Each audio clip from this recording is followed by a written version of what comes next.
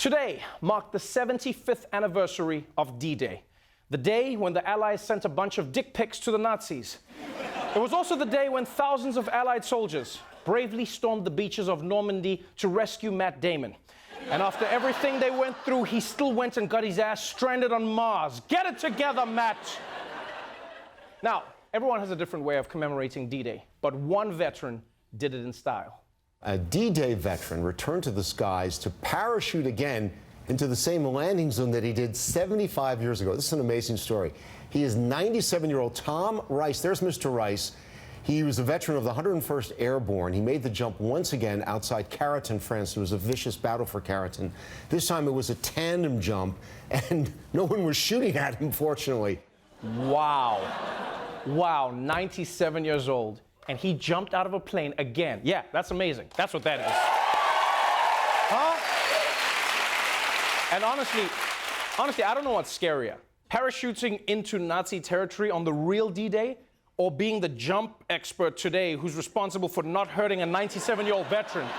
Because if that landing goes wrong, the veteran's gonna be mad. He's gonna be like, I survived Hitler, but it looks like Butterfingers Barry over here finished the job.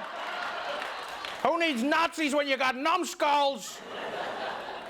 By the way, that wasn't actually a commemorative jump. Those two guys were just flying to France on Spirit Airlines.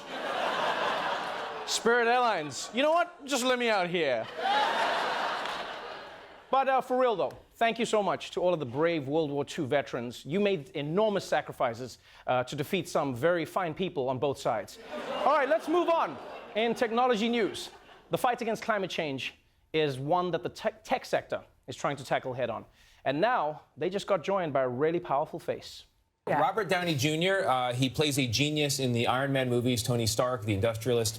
At a tech conference put together by Amazon, he took the stage, said, look, I'm not a genius, I didn't even graduate from high school, but I recently met with some geniuses, and they told me that we could significantly or completely clean up the environmental problems on this planet with, drumroll, robots and nanotechnology. Okay. So we started an organization called the Footprint Coalition, which is going to make this idea a reality. Between robotics and nanotechnology, we could probably clean up the planet significantly, if not entirely, within a decade.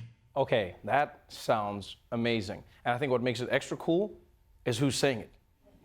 It's Tony Stark. Yeah, it almost feels like Robert has played Iron Man for so long that now he's just living it. Which makes sense. If you play a character for over a decade, surely you're going to become a little bit like them, you know? And this probably also explains why I keep seeing Mark Ruffalo running around the streets with no shirt on. He's just like, yeah, this is me. Plus, I ran into that tree who plays Groot the other day, and he refused to break character. Also, I was on a lot of drugs. But you know what, trust me, I'll tell you guys now, I know what it's like to get stuck in a character that you play. The other day, after taping The Daily Show, I was still talking in a South African accent for hours. Hours. All right, and finally, moving on to the world of retail, Walmart. It's like Amazon, except you deliver yourself to the store. Recently, America's largest private employer got a visit from America's loudest employee. Bernie Sanders made headlines today when he appeared at Walmart's shareholder meeting and accused the company of paying its employees what he called starvation wages. Despite the incredible wealth of its owner, Walmart pays many of its employees starvation wages. Frankly, the American people are sick and tired of subsidizing the greed of some of the largest and most profitable corporations in this country. Yeah, Bernie Sanders. Wow!